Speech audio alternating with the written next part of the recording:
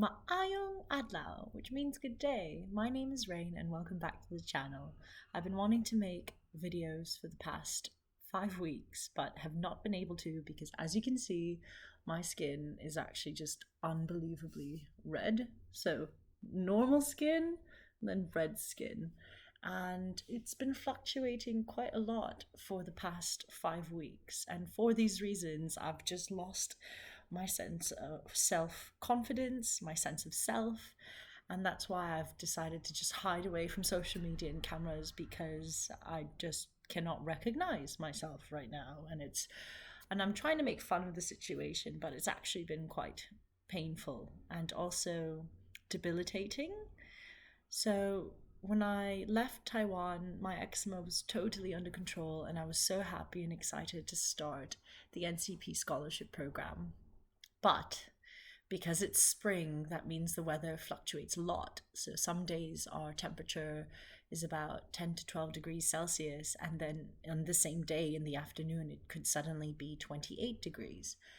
And I think that these discrepancies in temperature have significantly impacted the eczema that I have, and that's probably why I look like this right now, which really hurts and it's quite distracting, especially when my skin dries and it gets all flaky and I'm trying to write my Chinese characters or focus in class and then I end up not being able to because I'm just thinking about my skin.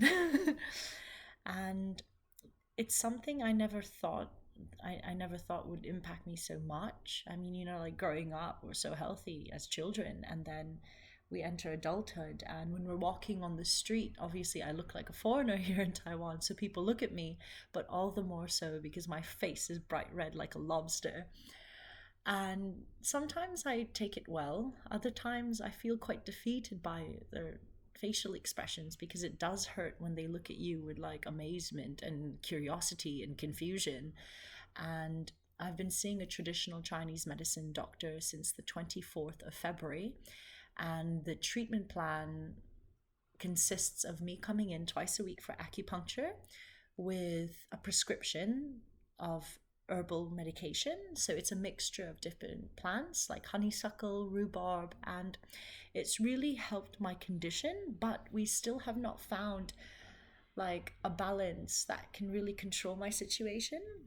And I guess like that's what's frustrated me, my traditional Chinese medicine doctor, and the team that I have at this clinic. But I'm so grateful that the staff at this clinic and my interpreter have not given up on me, and we're really trying to find a solution to improve this situation because it is very confusing and I don't have all the answers. But because I'm seeing this traditional Chinese medicine doctor on a regular basis, I send pictures to their clinic every single meal to show them what I'm having for breakfast, lunch, dinner, and snacks. And at the same, although my skin isn't going so well, this whole experience has allowed me to eat well and monitor what I'm eating and apply what I'm learning from my education in nutrition. And as a result, I'm making gains, people. As you can see, the eczema is everywhere and it does hurt, but my climbing has improved. And that's the funny thing. When I go outdoors rock climbing, I don't end up scratching. I'm just in so much peace out in nature. And then I return to the city and boom, whoa, suddenly everything hits me. And it makes me wonder, is the condition affected significantly by environmental pollutants or climate change or the hypersensory of the city life? And it's really a learning experience. And that's why I'm sharing this video, because I think it's important to talk about eczema because everyone's trigger or triggers are not the same. I've been on this injection called Dupixent for about a year now, and when I was 7 months in, I started to experience erythematous patches. So just bloody blood, lots of blood drawn to one area, and then there are patches, and it's quite painful. But I didn't think that it was a side effect of the injection until I read some journal articles where some patients had express that they had these erythematous patches and also like swelling of the eyelids, which causes some vision issues, which I have also experienced, which are not nice when you're trying to look at a screen and concentrate in class, but it makes it nearly impossible.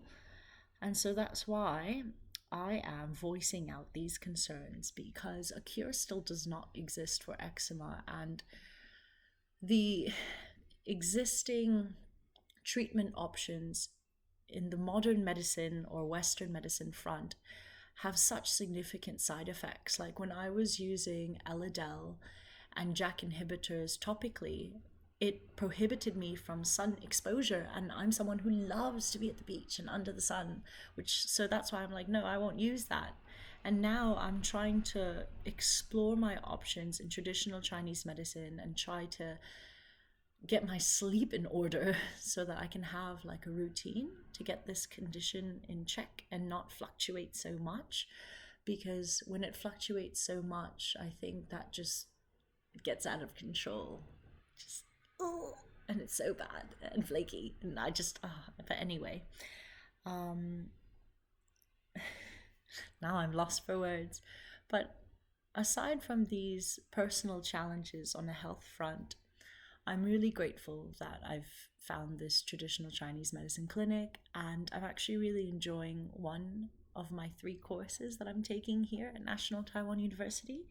It's focused on trauma, diversity, and resilience, and we watched this movie last week titled The Wisdom of Trauma, and I found it not just so like my spirit was like lit up after watching it, and the main protagonist of the film, Gabor Maté, a lot of what he said actually resonated with me. And because of my work in charity before and coaching people, there are a lot of parallels that I've between my life and the social workers in the film. And I found it just really inspiring and moving. And I think that the more we understand trauma and the coping skills we develop, then the more emotionally intelligent we become and empathetic towards other people, especially given how culturally diverse the entire world is. So I would highly recommend that you watch the film. I'll put the hyperlink in the description. And something else that we did in that class, but for this week, was our professor brought in a yoga instructor. And since moving to Taiwan, I haven't really been able to do yoga. And so doing that in class in the courtyard actually lit up my spirit, and it made me so happy. And that's something that I think we need to take time for. Like, I understand that we've got a lot of responsibilities in our daily life and our commitments to like society and our career or our education. But we also have a commitment to ourselves and our well-being. And so yesterday, before my very stressful schedule, I decided to cut out time in my morning to just practice some yoga, and I found it just so healing. Like, it really set like a good tone, especially considering my skin condition at the moment has been very strange. And that's where I find that movement makes me happy. And when I'm singing too, like on Monday, I went to Longdong to go outdoor climbing, and I was singing while I was belaying my friend, and she enjoyed it so much that she encouraged me to continue singing because she found that it kept her feeling relaxed while she was trying to lead climb and place the cams into the cracks of the rock to ascend. And I think that's something we need to do. Find these different activities that light up our spirit and help us find calm and allow us to remember to breathe, because sometimes we're holding our breath on land and we don't need to, and we wonder why we're so stressed.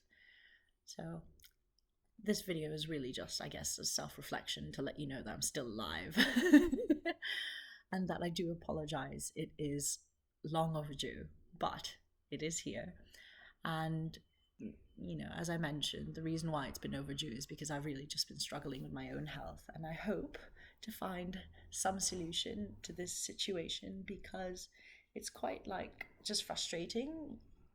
You try to raise your arm and instead like it's so dry and it's so cracky and it makes it nearly impossible. But everything happens for a reason, and this has been a learning experience. And if you have any comments or you would like to share your eczema experience or what's working for you, then drop it down in the comments. And I hope to see you in the next one.